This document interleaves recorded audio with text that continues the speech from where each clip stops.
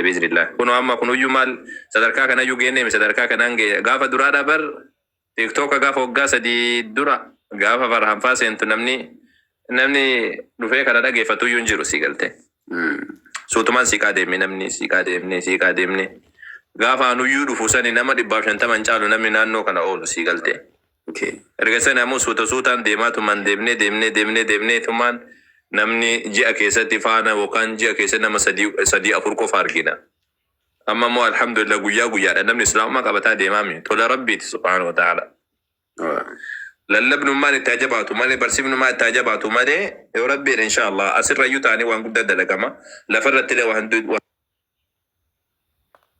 وهندود دلقما إسلام ما بريجني جيسو دندينيان سبني كينيا دوغادا والله أمة تقرامي دا أما سمو نانو أمني وان بيكو مالي إسلام أمة تديدو رامتي كبتاني أمة دماساني رتاو جرم مالي ummanni ammoo an beeku jalliseetti fakkeenyaaf amma dengedena jaarse gurbaa wahiidha saaxinii keessa kopheef uffata isaa akkuma uffatee jiru kana saaxinii keessa kaa'anii fidaniiti eegasanii saaqiliyaatinii waggoo ol banan utaaleetiin ka'a ameen jaanii harka jabaachaban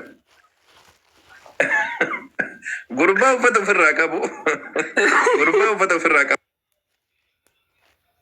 qabu namni maaliif jedhee namni gaafachuu qaba isa kana muslima suutaatti inni zu'am والله مسلم نني ما أعرف كنا قوتين جرج شيء كما كنا قوتين ده قرأ ما وازنة جرسون نمديجا وفتو جرو أرجل جيران وتاري سادني كيسا والكيه تمانسير بتجال كبي تي نمني الربا كي يوتي كوسي دامر إجا كن ها تابك تيجا تا نمني الربا كي أويو سافو دبو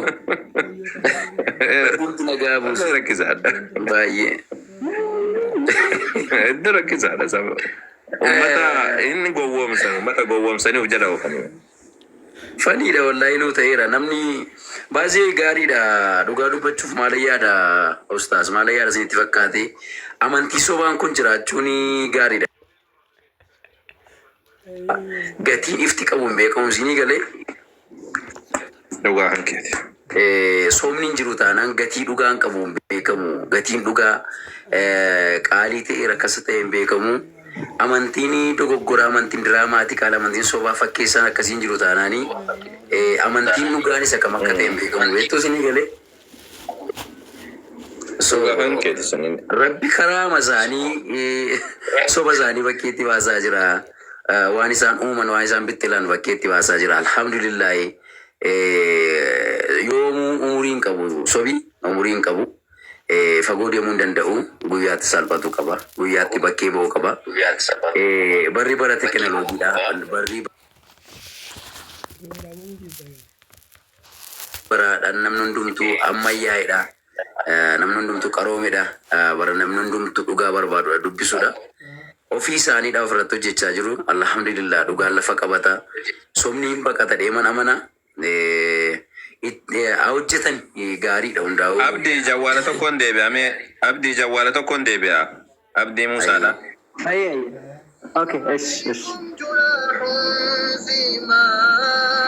hasa abdi inna rabbi arkuma saaniitiin arrabuma saaniitiin hojiima saaniitiin soba saanii bakkeetti baasaa alhamdulillah ragaa biraatti barbaadu ofii isaanii warra ofirratti hojjechaa jiru waan ta'eef uummanni immoo dammaqee dhugaa barbaaduu qabaa dammaqee gaafachuu qabaa dammaqee ilaaluu qabaa ija baratee sammuu baratee yaaduu qaba dhaloonni so namoonni dogoggoraa akkasii keessa jirtanii shawwadaminaa eeggadhaa gaafadhaa qora ilaalaa hundumaan isiniin jedha ani isinii dhaamu isuma kanadhaa jabaadhaa isinillee dubbadhaa ustaas keenya abdi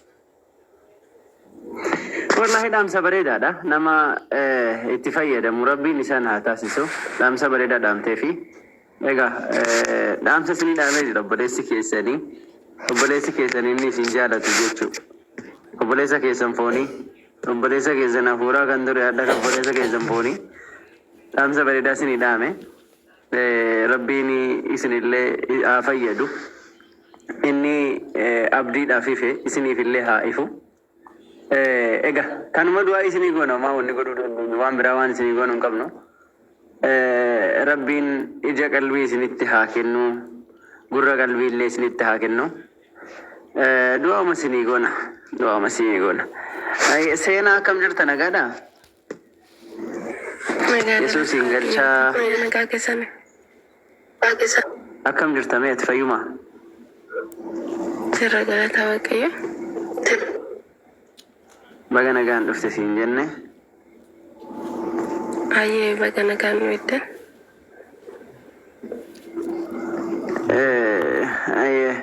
Dhaamsa isinii dhaamaa turan dhageessan ka Waaqayyo tokkicha waaqessaa isa tokkicha gita hin qabne isa waaqessaa waaqa lama hin jedhinaa sadii hin jedhinaa waaqni nyaate hin dhuge hin jedhinaa jedhanii dhaamsa isinii dhaamuu jiranii obboleeyyanii maal jettaati?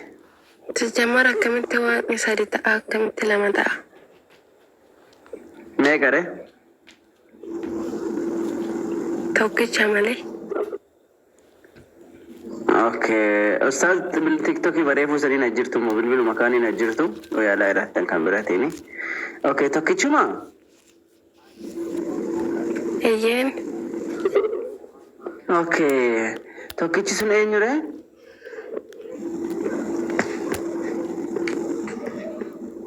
Waaqayyo gooftaadha kan. Waaqayyo gooftaa. Yesuus moo isa Yesuusin argisan? Assalamu alaikum. Waalaikum assalam warahmatullah. Jirtuumi? Jirra. Allah. Ayyee siif deebisa ayyee tole. Keessan. Akka reefu sadiitti as ba'ame? Abbo hin saalfadha ka? Ani bakka keessanitti as alfadhu ta'a. Natti qorru jiru. Bara shamarranuu waan sanii isinin saalfadha jettanii? Abbo shamarran an shamarraniire? Shamarranuu viidiyoo baratanii tatta'anii mi tiktokeerra?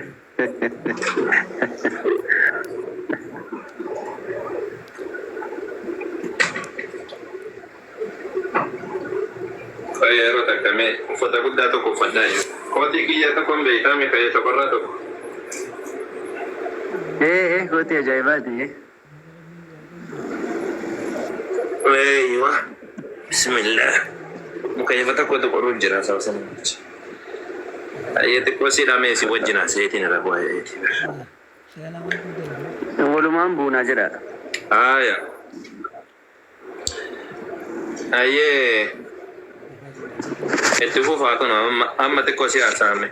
Eenyu taasa'u jira mucaa san seensiseen abdii yoo jiraate. Yesuus sanama Yesuus yoo jiraatte dubbadhu ergadhu takka barreessa. Gareen shaadaa kun baay'ate ustaas mee waa jedhaanii gareen shaadaa baay'ate akka malee gareen shaadaa jedha profaayilii. Amma goobbaji. Maarree muslimaa biree kun muslimaa ta'uuf jirtaa barate parsantii 50 taatee jirtaa. Amatidhaan muslima miti.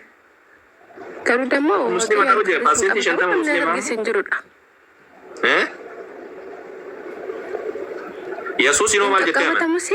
Namni arge tokko illee hin jirudha. Yesuus inoo maal jettee amana?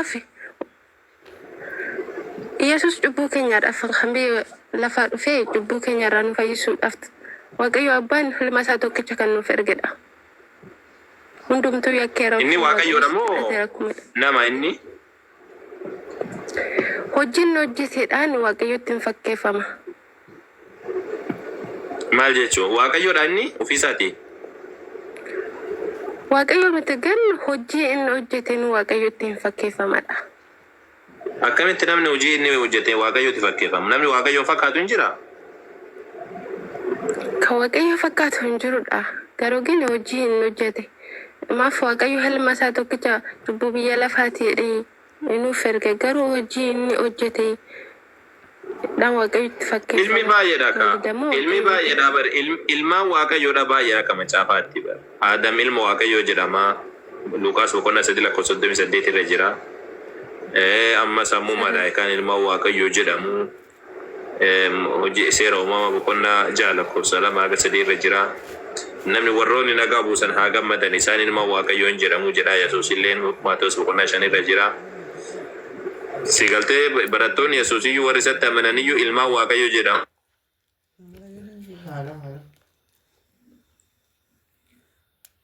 sabni Israa'el guutuun ilmaa Waaqayyoo jedhamanii jiru. Macaafa wannaadha Daawitii jechuudha, mazmuura Daawit yookaan macaafa faarfannaadha boqonnaa 82 lakkoofsa 6 irra jira. Dabalataan ammas ammoo wannaan illee Efreem illee akkasuma jedhama. Efreem illeeni akkas jedhameeti yaamama. Efreem ilma Waaqayyoo kan gafaadha jedhameeti yaamama jechuudha. Ilma Waaqayyoo jechuun nama Rabbiin filate jechuudha malee akka macaafaatti Rabbiin nama dhalche jechuudha miti. Rabbiin dhiira hin jedhamu, intala illee hin jedhamu. Auzu billah. Uumama tokkotti illee hin fakkaatu. Sirriidha. Rabbiin ni uuma malee ofii isaatiin uumamu. Yesuus illee uumaa isaati. Uumama isaati. Akka inni uumeenii beektam Yesuusiin. Okay, eega inni uumamaadha ta'e Waaqayyo immoo dhugaadha. Nuti illee akkasuma amanna. Rabbiin siltaana isaa kennee jennaan. Siltaanni Rabbii isaa kenne wantoota garaagaraa akka nama fayyisuu danda'uuf, ammas ammoo akka raajii dubbachuu danda'uuf, akka nama du'e kaasuu danda'uuf, wantoota garaagaraa akka hojjechuu danda'uuf akkuma nabiyyootaaf kaawwane. Fakkeenya Muuseedhaaf illee maal kenneef? Ulee bofa jijjiireef, bahara addaan dhooseef, bahara guddaa kan akka inni ajajamuuf godhe jechuudha. Sigaltee wantoota hedduudhaan Rabbi qarqaare. Wantoota hedduudhaan Rabbi qarqaare. Abrahaam illee akkasuma eebba kenneefi waa hedduu godheef jechuudha. Sigaltee akka macaafaatitti siin jechuufiyya. Nabiyyoota Yesuus illee ammoo fayyina kenneefi akka inni fayyisu godhe. Fayyisaa keessa godhe eenyudha? Waaqayyo jedha macaafa keessatti. Hojii ergamoota irratti jechuudha. Gooftaallee keessa godhe eenyu? Gooftaa jechuun nama fuuldura jiru jechuudha.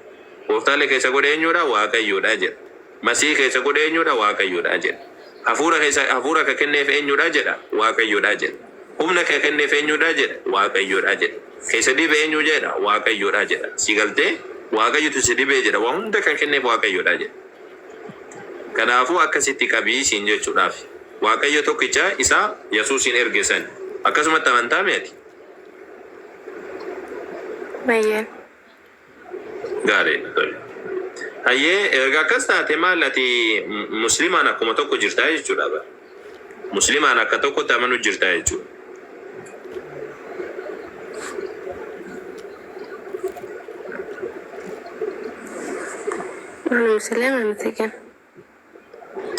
Muslimaan akka tokkotti amanuu jirtaati. Muslimallee ofiin jechuu baadhuuti. Wanni si hafu maalidha? Nabiyyummaa Nabii Muhammad fudhachuu qofa malee akka kiristaanonni jedha akka ortodoksiin jettu jechuutti hin jirtu ati. Ortodoksiin akkanatti naman. Ortodoksiin waaqatu dhufee namaa wajji wal ta'e Yesuusin lafarra jiru waaquma dhalatee jedhanii. Yaadni kun sirriidha itti amantaati. Waaqa dhufee dhalatee osin jedhanii sitti himan. Waaqi dhalachuu danda'u. Akka kanu nutillee wanni jechaa jiru isuma kana. Warri ortodoksiidha ammoo waaqatti dhufee dhalatee nama ta'ee waaqni waaqaa fi namni walitti makameeti tokko ta'ee tawaahidoo inni jedhamee usabasani. Foonii fi namummaa fi waaqummaa walitti dhuftee walitti dabalamtee tokko ta'aniiti dhalatanii. Kanaafuu kan reebame, kan tumame, kan dhiitame, kan dhalateellee hundi isaatu kan lafarra deemaa ture sun Waaqayyoodha jedhan. Kun ammoo sirrii miti akka keenyatti.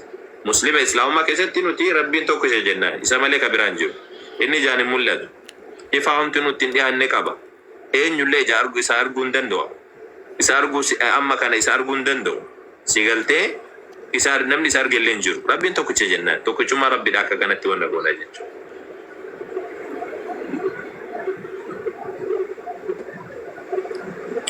Hubadhu inshallah Rabbiin si haa galchuutii suuta hidhiiti hubadhu waan nuti jennu illeeni akkasi ta'u na jedhi. Akkasi.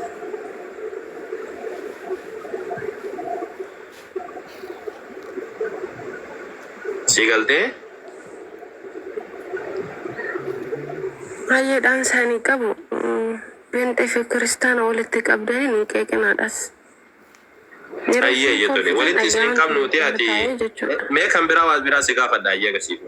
Maryamiif sagaduun hin ta'a silaa akka macaafaatti akka ati yaaddutti.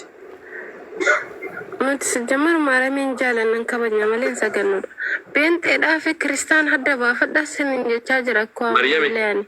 Hin beeka adda baasee beeka. Maariyamiin jaalannan isin warra ortodoksiidha Maryamiif hin sagaddaniimi. Naan ortodoksii miti beenxeedha. Ati beenxeedhaadha. Beenxeen dammoo Maariyamiin jaalannan kabajna malee shiidhaan sagannudha. Okay, ati amma ati maaliif mee hayyee tole akkanaa jennu. Rabbiin tokko erga jettee ati peenteedha miti amma. Ati cinaa tokko muslima parsetii 50 muslima peenteedha miti abadan. Penteeni akka teetu kanatti akkasitti naman penteedha miti. Dhuguma penteedha. Penteedha miti amma kana dubbattee kaatee ati. Waaqayyoon dhalatu erga jettee penteedha miti. Pentee waaqayyo dhufee dhalatee jedhan. Waaqayyo akkamitti dhufee dhalachuu danda'a? Bakka kanuma kaawwanni haasa'u jirru kana penteen dhuftee waaqayyo dhufee dhalatee jedhan nuti. Atamoo waaqayyo dhufee dhalatu jechuu jirta. Kanaafuu penteedha miti. Pente osoo hin taane ati muslimaa walakkaadha. Muslima jechuun parsentii 50 rabbii tokkichummaa isaa amantee amma kasiyaafu Nabi Muhammad alayhi salaam ergama ta'uu isaaniidhaati. Kana dhugoomsu qofa. Sanboodhaan ammoo ati penteen jedhamta. Ammayyuu penteedha miti ati pentee miti. Ustaas nagaan bulaa hundi keessanuu nagaan bulaa halkan gaarii. Ayya.